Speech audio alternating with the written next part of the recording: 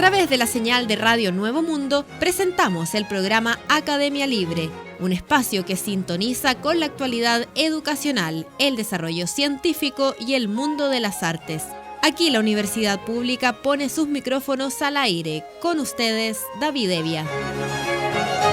Vaya nuestro saludo a todos los auditores de Radio Nuevo Mundo que a esta hora sintonizan la emisión de Academia Libre, donde la educación, las ciencias y las artes confluyen para hacer de la creación de conocimiento un espacio público.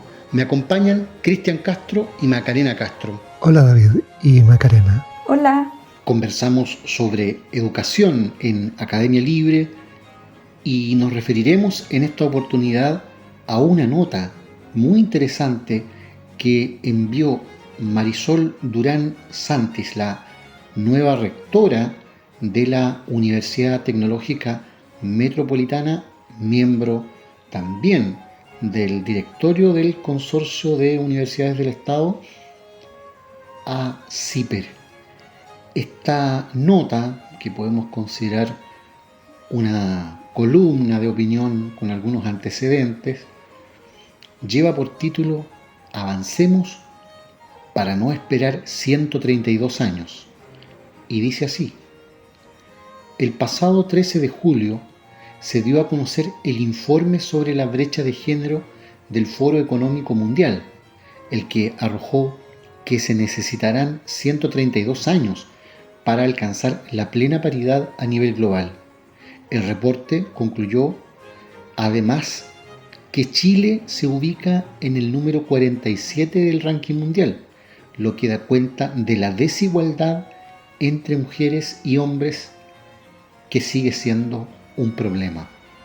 Como universidades del Estado, estos resultados nos interpelan y animan a trabajar con convicción para cambiar este escenario desde la educación, que es una instancia clave para reducir la desigualdad de género y la discriminación. En septiembre próximo entra en vigencia la Ley 21.369, que regula el acoso sexual, la violencia y la discriminación de género en la educación superior. Se trata de un avance significativo para la promoción de relaciones igualitarias de género y para establecer ambientes seguros y libres para todas las personas de las comunidades académicas. La implementación de esta ley viene a sumarse a los esfuerzos de los movimientos feministas que en 2018 iniciaron masivas movilizaciones en las que una de las principales reivindicaciones fue la erradicación de la discriminación y desigualdades de género en las comunidades educativas y en el aula. Sin duda, se trató de un punto de inflexión en el proceso de transformación al interior de las universidades del país. Lo anterior propició que las universidades del Estado entregaran una propuesta al sistema de educación superior para avanzar más rápidamente en igualdad de género y no discriminación. Esta iniciativa responde a nuestro sello identitario como sistema y al compromiso que se articula con nuestra misión como entidades públicas de dar respuesta a las necesidades ciudadanas, donde aún tenemos mucho por hacer. Hoy asumimos este desafío en todas nuestras comunidades de manera individual y a través de una tarea colaborativa impulsada por el sistema de universidades del Estado, porque tenemos la convicción de que trabajar en el desarrollo de un paradigma libre de estereotipos y sesgos de género en la educación resulta indispensable para fomentar ese cambio cultural necesario para una sociedad que promueva el desarrollo de todas las identidades sin ningún tipo de exclusión. Las universidades estatales estamos llamadas a ser activas promotoras e incidir, reflexionando sobre los dilemas que hoy enfrentamos en los distintos planteles y en la sociedad en general. Nuestras comunidades han trabajado por avanzar en el desarrollo e implementación de políticas de igualdad de género, estableciendo unidades o direcciones de género, instaurando políticas y procedimientos de prevención, sanción y erradicación de la violencia de este tipo y de prácticas de discriminación arbitraria. Hemos facilitado también el reconocimiento del nombre social de las personas trans, estudiantes, académicos, funcionarios, en las gestiones y documentos universitarios y se trabaja en la incorporación del enfoque de género en la renovación curricular, buscando erradicar el sexismo en todos los espacios educativos.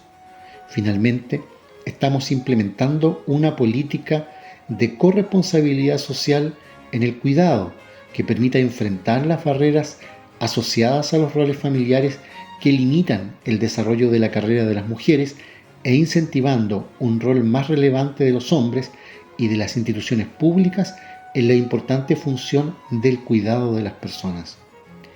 En esta misma dirección, el sistema lanzará el próximo 27 de julio la campaña comunicacional Igualdad de Género y No Discriminación, la misión de las universidades del Estado, que incluye acciones de difusión y concienciación dirigida a las comunidades universitarias de cada una de sus 18 entidades integrantes. Se trata de dar pasos en dirección a que podamos, en un futuro próximo, acortar todas estas brechas de género sin esperar 132 años para alcanzar la paridad, señala al respecto Marisol Durán, la nueva rectora de la Universidad Tecnológica Metropolitana y, decíamos también, miembro del directorio del Consorcio de Universidades del Estado. Es un tema complejo, es un tema que hemos abordado en reiteradas ocasiones en Academia Libre, incluso también en oportunidades anteriores, respecto de las brechas de género que existe justamente al interior de las universidades. Y una de las cosas que llama la atención es la absoluta ausencia en el discurso de las autoridades académicas y también de las autoridades nacionales del componente social, del componente socioeconómico que está detrás de las brechas y las actitudes de discriminación de género, como queriendo reducir el problema sencillamente a una cuestión cultural que se resolvería casi por secretaría haciendo una cruzada en favor del respeto y la igualdad de género que todos quisiéramos ver. Pero desde luego que hay antecedentes y hay estadística que lamentablemente indica que las brechas de género, la discriminación de género y la violencia de género no está disociada de esos otros componentes objetivos, los socioeconómicos, que no dependen, que no están subordinados y que no son sinónimo de un asunto estricta o únicamente cultural. Desde luego que lo cultural es una dimensión relevante aquí, pero sería exactamente lo mismo si las autoridades pretendieran resolver los problemas de brecha de aprendizaje solo sobre la base de cambiar un recetario pedagógico por otro, sin atender a la condición socioeconómica de los estudiantes, de sus hogares, de los colegios en que estudian, de las comunas en que viven, etc. Es importante avanzar, pero por la vía de reducir todo a la cruzada cultural en materia de brecha de género, se está siendo irresponsable y se está tratando de tapar el sol con un dedo. Porque, entre otras cosas, justamente en el ámbito universitario, y ya no solamente en el promedio país, que ya es una cifra magra, la que mencionaba la rectora, se ha producido una noticia, y es que un estudio da cuenta con investigadores de la Universitat de Barcelona y la University of Balearic Islands, Pontificia Universidad Católica de Valparaíso y la Universidad Católica del Maule, sobre perspectiva de género, comportamiento de las matrículas femeninas y masculinas en los estudios de pedagogía en educación física en universidades, y los resultados muestran un comportamiento que tiende a una disminución sistemática en la elección de las mujeres por la carrera de educación física, lo que representa una importante brecha negativa de género que no es concordante con el comportamiento de las carreras del área pedagógica en general, ni con la matrícula de las instituciones de nivel superior. Así, se reporta una clara hegemonía de las matrículas masculinas para las carreras de pedagogía en educación física en Chile. La baja participación femenina tanto en carreras de pedagogía en educación física como en otras relacionadas a las ciencias de la actividad física y el deporte es una problemática que también se registra en países latinoamericanos como Cuba, México y Costa Rica, así como también en Alemania, España, Inglaterra, entre otros.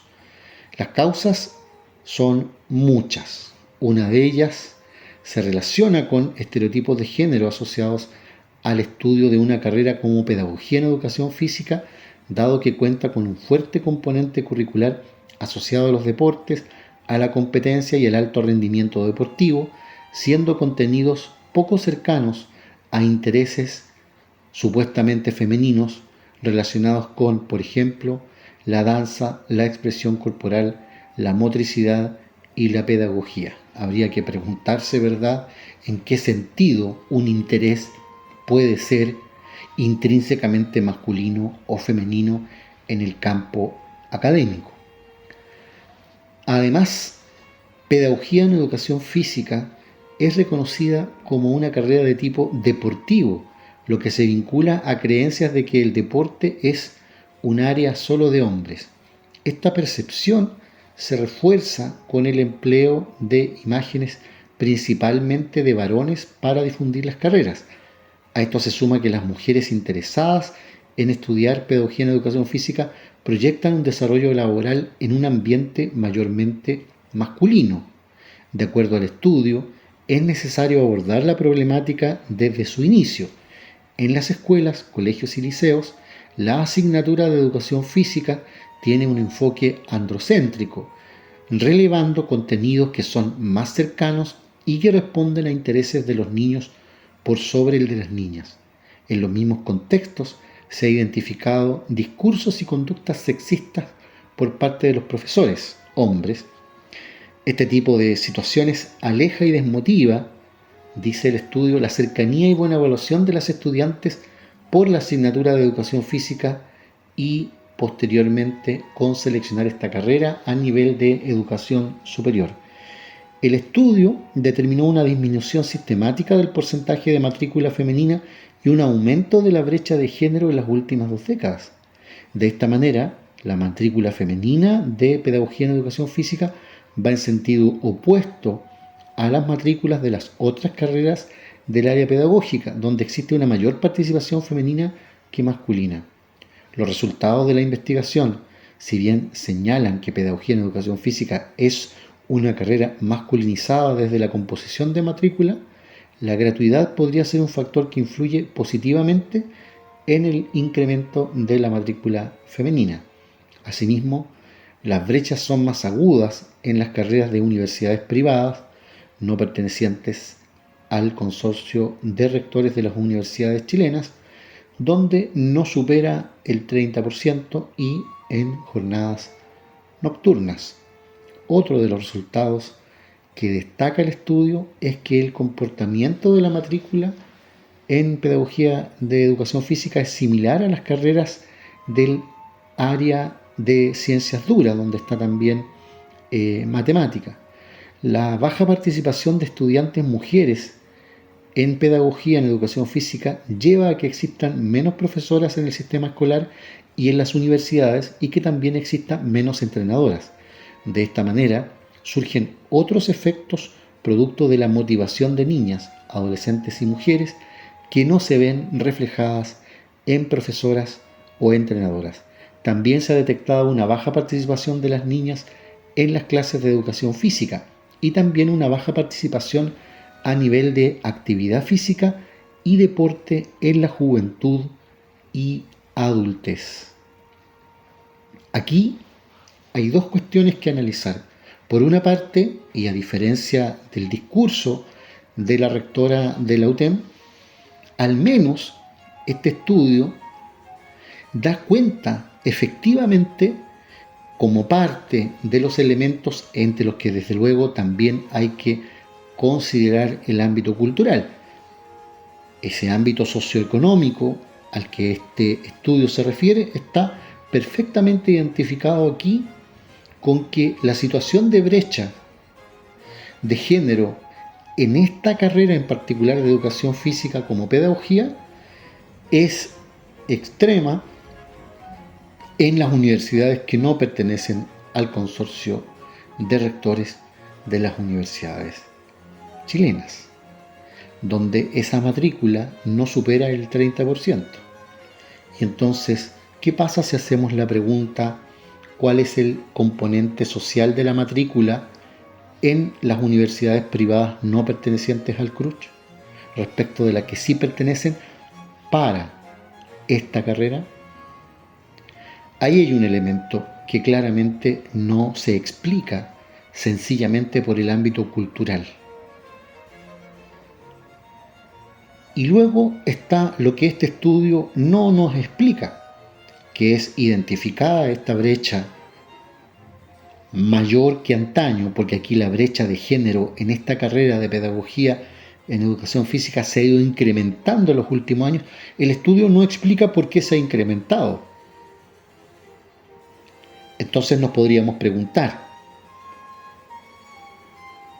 ¿tiene alguna relación este incremento en la brecha con una mayor brecha socioeconómica entre los matriculados en un tipo de educación superior y otro respecto de si son entidades privadas, tradicionales o estatales? ¿Por qué esas cifras no están sobre la mesa? Habría que hacer eso antes de publicar un estudio. Queda mucho camino por avanzar en serio en la lucha por conseguir igualdad de oportunidades y tratos en materia de género. En Academia Libre, la música tiene historia con Macarena Castro. Leni Alexander, compositora representativa de la vanguardia musical del siglo XX en nuestro país y pedagoga, nació en Breslau, Polonia, en 1924, donde vivió hasta los 3 años. Posteriormente se instaló con sus padres en Hamburgo, donde realizó sus primeros estudios generales y de piano, en un ambiente familiar bastante favorable, dado que su madre, Ilse Polak, fue una destacada cantante de ópera. Hacia 1938, sus padres, ambos judíos, se vieron obligados a vivir prácticamente encerrados, y en 1939, justo antes de que estallara la guerra, decidieron emigrar a Chile en el último barco que logró cruzar América. Una vez en el país, se estableció en la capital y prosiguió sus estudios de piano y violonchelo. Fue, además, alumna de armonía y contrapunto de Lucila Césped. Siguió cursos de psicología en la Universidad de Chile, perfeccionándose en el sistema Montessori para niños discapacitados. De 1949 a 1953 siguió cursos de composición con el maestro Fred Fokke, compositor holandés radicado en el país, y se integró a su taller. Yo supe de su presencia en Chile por mi profesora, Lucila Césped.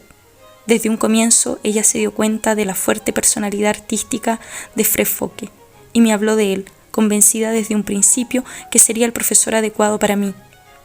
En ese tiempo yo había escrito ya varias obras, sobre todo para piano, que a Lucila Césped le gustaron pero que encontró extrañas y casi incomprensibles. Recuerda la compositora en una reseña dedicada a su maestro. La versatilidad de Leni Alexander comprende un catálogo de obras de música sinfónica, de cámara, cantatas, lied, música para ballet, teatro de mimos, música incidental para cine y el llamado teatro para escuchar. Su obra más temprana es de 1949, 6 Lied para barítono y piano. Comenzó sus trabajos sinfónicos en 1950 con 3 Lied y en 1952 terminó 5 epigramas para orquesta, obra estrenada en noviembre del mismo año en el tercer Festival de Música Chilena, cuando acababa de obtener la ciudadanía, de modo que es su primera obra orquestal como compositora chilena. Escuchamos a continuación los 3 primeros de estos epigramas para orquesta.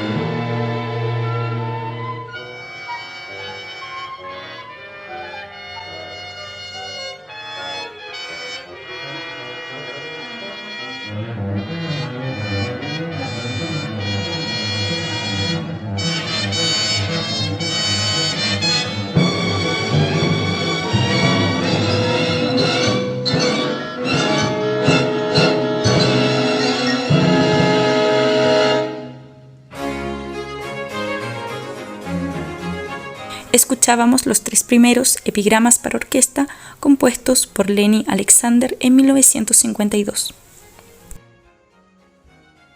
Hablamos a esta hora en Academia Libre sobre actualidad en ciencia e investigación. lo hacemos con Cristian Castro, quien nos proporciona cada semana las novedades en este plano. ¿Qué está pasando, Cristian, en materia de ciencia e investigación? Hablamos de salud en esta oportunidad porque se ha presentado un caso único de curación funcional del VIH.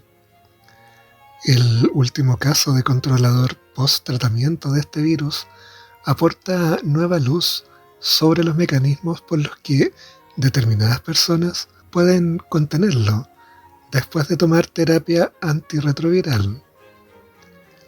El SIDA es la forma más grave de la infección provocada por el VIH. Gracias a los avances en su tratamiento, hoy se ha logrado cronificar la enfermedad y mejorar la calidad de vida de pacientes infectados. Sin embargo, aunque el tratamiento antirretroviral es efectivo para suprimir la replicación, el virus persiste en los reservorios y se recupera después de suspender la terapia. No obstante, existen los llamados controladores post-tratamiento, que mantienen cargas virales indetectables sin tomar medicación, siendo un modelo realista para el cuidado funcional del VIH.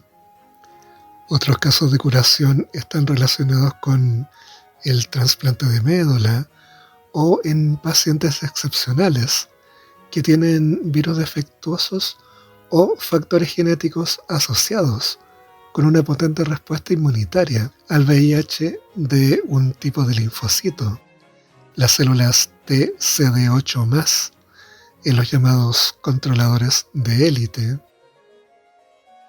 Ahora, investigadores del Hospital Clínic de Barcelona han presentado durante la Conferencia Mundial del SIDA del año 2022 un caso excepcional de curación funcional del SIDA, en la que, aunque el virus no está totalmente eliminado del organismo, el sistema inmunitario del huésped es capaz de controlarlo sin necesidad de fármacos. Se trata de una paciente que, después de la suspensión del tratamiento antirretroviral, tiene un control absoluto de replicación del VIH, mantenido durante más de 15 años, con carga viral indetectable, sin medicación. En el trabajo han participado además investigadores de la Universidad de Barcelona, el Centro de Investigación Biomédica en Red y el Instituto de Salud Carlos III. El caso es excepcional, no solo porque hay muy pocas personas con control post-tratamiento a largo plazo, sino también porque el mecanismo de control del virus es diferente al descrito en pacientes controladores de élite y a otros casos documentados hasta ahora. Para los especialistas, este episodio aporta nueva luz sobre los mecanismos por los que determinadas personas pueden controlar el virus después de tomar terapia antirretroviral. Además, abre la puerta al desarrollo de nuevas estrategias potenciales de tratamiento para aumentar la actividad de las células implicadas en la respuesta innata frente al virus. El estudio describe los mecanismos inmunológicos de la paciente controladora post-tratamiento que le han permitido mantener un dominio absoluto de la replicación del virus durante más de 15 años. La mujer fue diagnosticada en el estadio de infección aguda por VIH y fue incluida en un ensayo clínico que prescribía dos tipos de intervención: un tratamiento antirretroviral durante 9 meses y diversas administraciones del inmunosupresor ciclosporina A para mejorar la respuesta inmunitaria. La paciente no tenía los factores genéticos clásicos asociados con el control del VIH y no era una controladora de élite de la enfermedad, indica Joseph Miró, jefe del grupo y especialista en enfermedades infecciosas del Hospital Clínic de Barcelona. A lo largo de estos años hemos encontrado una caída pronunciada y progresiva del número de virus en su reservorio, lo que sugiere un control por parte de la respuesta inmunitaria, explica la investigadora Sonsoles Sánchez Palomino. Por otro lado, el virus pudo ser aislado y cultivado en el laboratorio, lo cual indica que no era defectuoso. Los investigadores vieron que en cultivos in vitro sus células sanguíneas eran altamente resistentes a ser infectadas por el VIH, pero que sus linfocitos TCD4+, purificados, eran susceptibles a la infección. Esto sugiere que otras poblaciones celulares de la sangre bloqueaban la infección y podrían contribuir al control del virus. Mediante un ensayo de inhibición viral, el estudio ha demostrado que existe una fuerte represión del VIH promovida por dos tipos de linfocitos: las células denominadas asesinas naturales y los linfocitos TCD8+. Las primeras forman parte del sistema inmunitario innato y constituyen la primera línea de defensa frente a patógenos. Los linfocitos TCD8+ poseen un papel clave en la defensa de las células frente a virus y bacterias. La paciente tiene niveles muy altos de las dos células que podrían bloquear el VIH o destruir las células infectadas, consiguiendo así el cuidado funcional, apunta Nuria Climent, investigadora también relacionada con este estudio. La gran novedad de este trabajo es que hemos caracterizado a las células que consiguen controlar el virus.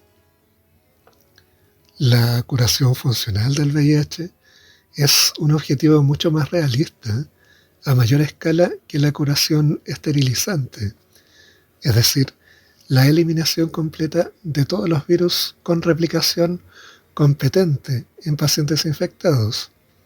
Por eso es tan importante entender los mecanismos subyacentes. Y continuando con el ámbito de la salud, se ha descubierto un punto débil que hace vulnerables a los tumores resistentes a muchos fármacos. Uno de los grandes retos en materia de cáncer es entender por qué hay pacientes que no responden a los tratamientos. En algunos casos, los tumores presentan lo que se denomina como multiresistencia, lo que limita sensiblemente las opciones terapéuticas para los pacientes. Sin embargo, investigadores del Centro Nacional de Investigaciones Oncológicas han descubierto una de las causas de esta resistencia a varios fármacos y una estrategia potencial para combatirla. Se trata de un trabajo principalmente basado en líneas celulares y por lo tanto aún lejano de la aplicación clínica. Este trabajo explica por qué en algunos tumores no funcionan muchas de las terapias habituales y a la vez identifica el punto débil de estos cáncer resistentes, comenta Óscar Fernández Capetillo, autor principal del estudio. Además, ahora sabemos que esta vulnerabilidad se puede explotar empleando fármacos que ya existen. Según muestra el estudio, las mutaciones que inactivan la función del gen denominado FBXW7 reducen la sensibilidad a la gran mayoría de las terapias disponibles. Por otro lado, estos mismos cambios genéticos hacen que las células del tumor sean vulnerables a la acción de un tipo concreto de fármacos, los que activan la respuesta integrada al estrés. FBXW7 es uno de los 10 genes más frecuentemente mutados en los cánceres humanos. El estudio empezó con la búsqueda de mutaciones que generan resistencia a agentes antitumorales como el cisplatino, el rigosertib o la luz ultravioleta, utilizando la tecnología CRISP en células madre de ratón. Las mutaciones en el gen antes mencionado emergieron enseguida, sugiriendo que podrían conferir multiresistencias en estas células. Además, el equipo ha analizado bases de datos que almacenan información sobre la respuesta de más de 1 millar de líneas celulares de cánceres humanos a miles de compuestos. Este análisis bioinformático ha confirmado que las células que poseen mutaciones en FBXW7 son resistentes a la mayoría de los fármacos registrados. Análisis adicionales han revelado que niveles reducidos de la expresión de FBXW7 están asociados a una peor respuesta a la quimioterapia. Los investigadores han encontrado que las células deficitarias, en este punto, muestran un exceso de proteínas relacionadas con las mitocondrias, los orgánulos de la célula implicados en el metabolismo y la respiración celular, algo que previamente ya se había visto asociado a resistencia a fármacos. Un análisis detallado de estos orgánulos ha revelado además que las mitocondrias de estas células multiresistentes parecen sometidas a mucho estrés. Las mitocondrias son el remanente de antiguas bacterias que hace millones de años se fusionaron con células eucariotas primitivas. Los autores del estudio han encontrado que el antibiótico tigecycline es tóxico para las células deficitarias en FBXW7.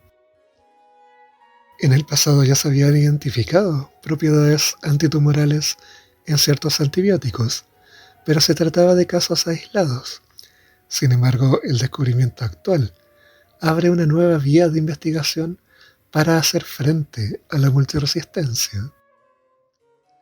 Fernández Capetillo y su equipo muestran que la tigecyclina mata a las células mediante la hiperactivación de la respuesta integrada al estrés y demuestran además que otros fármacos capaces de activar esta respuesta son también tóxicos para las células con mutaciones en FBXW7. Muchos de estos fármacos activadores de la respuesta integrada al estrés son terapias oncológicas de uso clínico común hoy en día y que hasta ahora se asumía que funcionaban por otros mecanismos. Sin embargo, el presente trabajo revela que parte de su eficiencia antitumoral se debe a su efecto en activar esta respuesta integrada. Nuestros estudios, sumados a otros recientes, indican que activar la respuesta integrada al estrés podría ser una manera de superar la resistencia a la quimioterapia. Sin embargo, todavía queda mucho por hacer.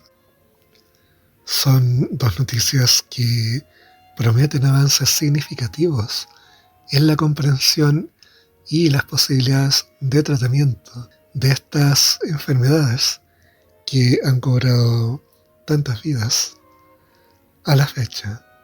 Muchas gracias, Cristian, por ese reporte que nos deja al día en ciencia e investigación. Vamos a la música y su historia con Macarena Castro. La compositora Leni Alexander fue becada por el gobierno francés en 1954 y continuó sus estudios de composición, de ritmo, análisis y folclore oriental en el Conservatorio de París. En adelante participó en diversos concursos y festivales que la consolidaron definitivamente como una compositora internacional. A su regreso a Chile, sus obras fueron interpretadas en distintos países de América, por diversas orquestas, conjuntos y directores. Dictó una conferencia sobre música concreta en el Instituto Chileno-Francés de Cultura de Santiago, cuya disertación fue uno de los primeros contactos que tuvieron los músicos chilenos con las nuevas tendencias de la música francesa. En 1960, de regreso a Santiago desde Nueva York, realizó cursos a nivel universitario con el propósito de dar a conocer la nueva música de Europa y Norteamérica, en especial sus posibilidades de expresión gráfica, la música aleatoria y electrónica y el teatro musical. Entre 1963 y 1965 viajó invitada a diversos países de América Latina y Europa con el propósito de dar a conocer sus obras, participar en cursos sobre música contemporánea y realizar emisiones radiales.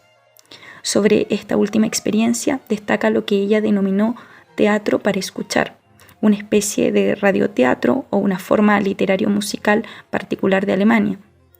Uno de estos fue titulado Chacabuco, Ciudades Fantasmas, por expreso pedido del Goethe Institut para el ciclo Reflexiones sobre Chacabuco, que fue presentado en 1993. El argumento de esta obra es la legendaria visita de Caruso a Iquique, pasando por Sarah Bernhardt hasta llegar a los intelectuales que estuvieron en ese aislado territorio del norte después del golpe militar de 1973. La composición utilizó música del norte chileno, trozos de la obra Campo Minado del compositor Guillermo Rifo, versos del poema Los hombres del nitrato de Pablo Neruda, algunas estrofas del Fausto de Goethe y la grabación original de la despedida que se hizo en Chacabuco a 45 personas liberadas, además de la entrevista que realizó la compositora a un anciano minero y a un exprisionero de ese campo de concentración. Escuchamos a continuación parte de esta obra.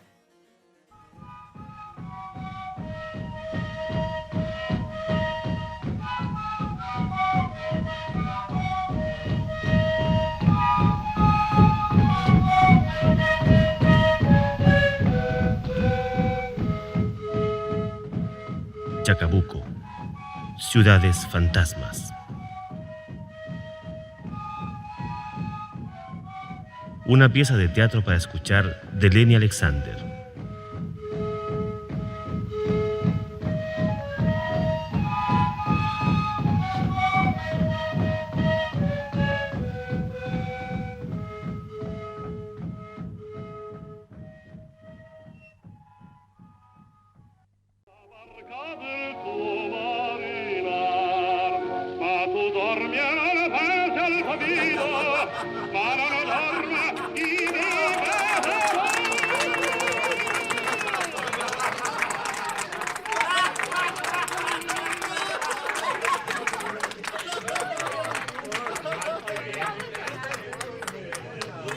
Esta música se escuchaba antaño en el Teatro de Iquique. Era la voz de Enrico Caruso.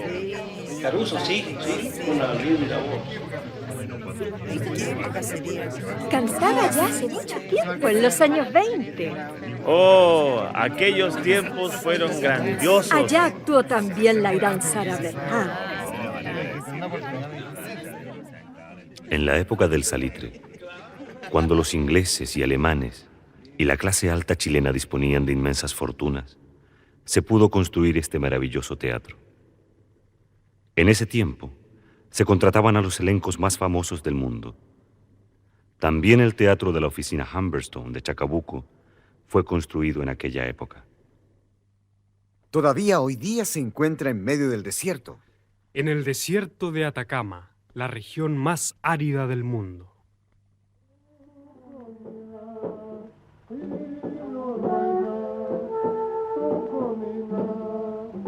El teatro emerge de las arenas del desierto.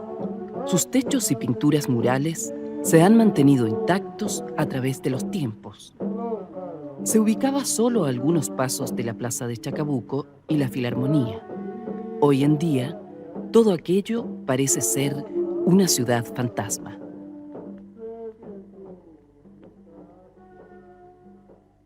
Y así también los cadáveres que se encuentran de vez en cuando en el desierto parecen fantasmas, hombres vestidos en sus ternos negros, tal como fueron sepultados. El viento al desierto los desentierra.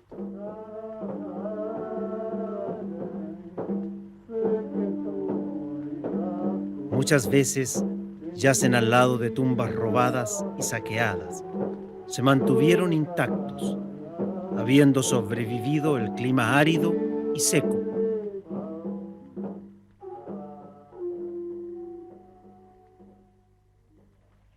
Estos no son los cuerpos de los asesinados después del golpe militar en el campo de Chacabuco. Aquellos no tuvieron funeral. Pero esto ocurrió mucho más tarde, en el año 1973.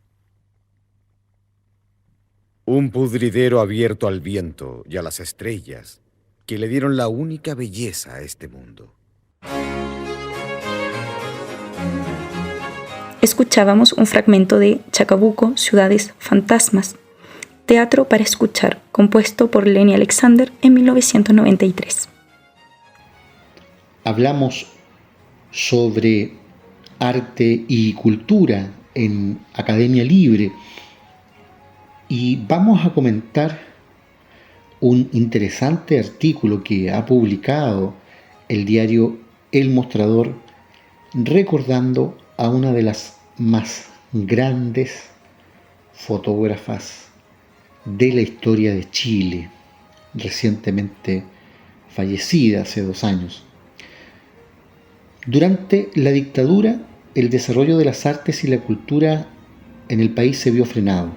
Lo anterior sucedió mayoritariamente debido a la censura que realizaba la Junta Militar a diversos proyectos, libros u obras nacionales.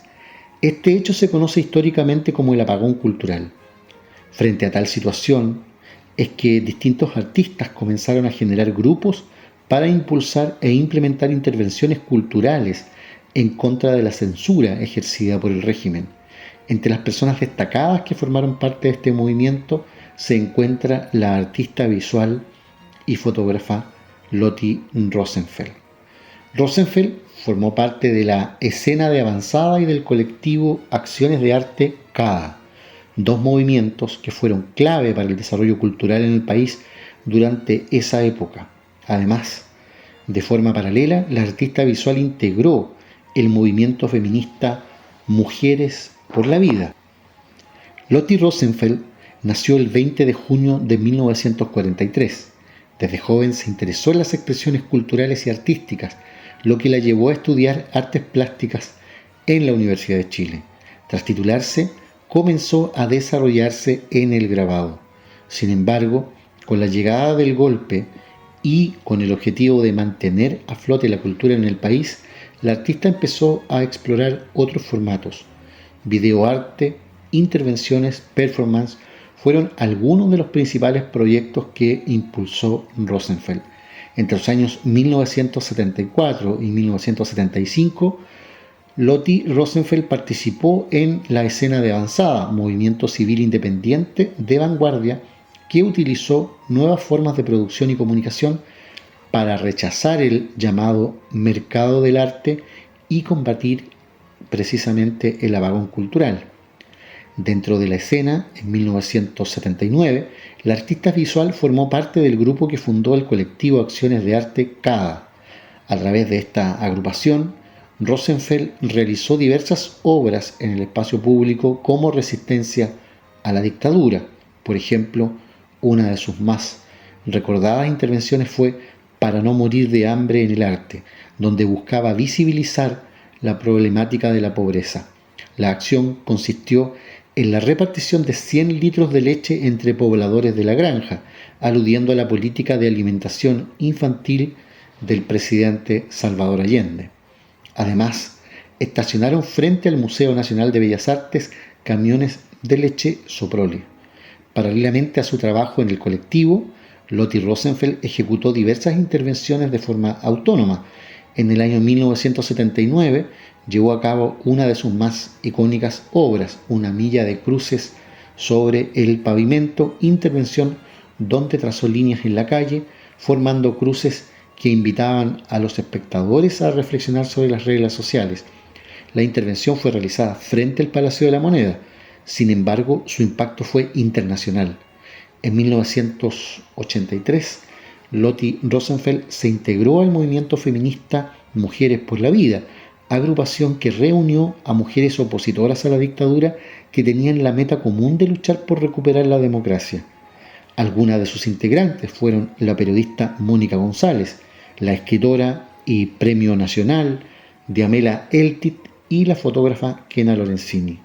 La organización frecuentemente realizaba actos públicos pacíficos y marchas para denunciar las violaciones a los derechos humanos ejercidas por agentes represivos. En Mujeres por la Vida, ella era pieza fundamental, decidía la visualidad, cómo iba a ser la forma en que se harían las acciones del colectivo. En el fondo, hacía carne nuestras ideas, relata Kena Lorenzini en una entrevista sobre Lottie Rosenfeld.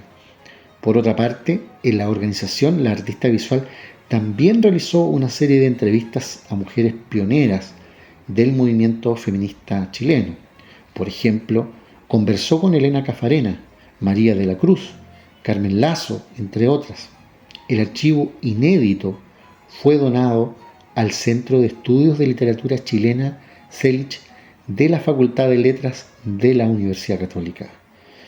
Lottie Rosenfeld falleció el año 2020 a los 77 años, producto de un cáncer al pulmón, un hecho que causó alta conmoción en el mundo artístico cultural, que recordó su legado.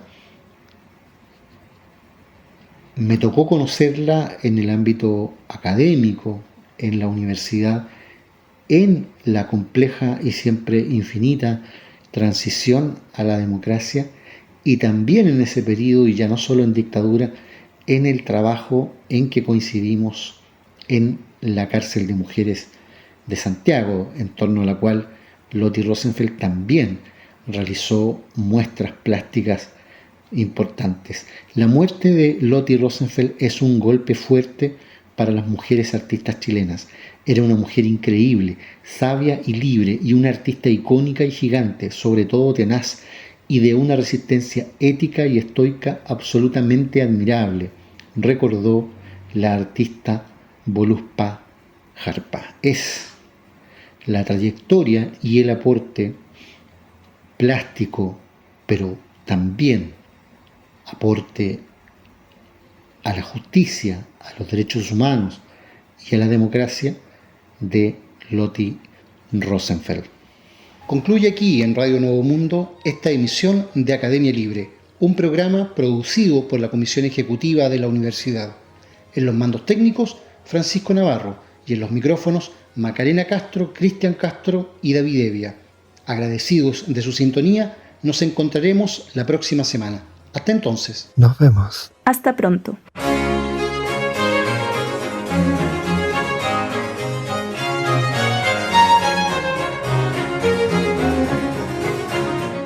Concluye aquí este capítulo de Academia Libre, un programa que aporta miradas críticas a la construcción de la sociedad.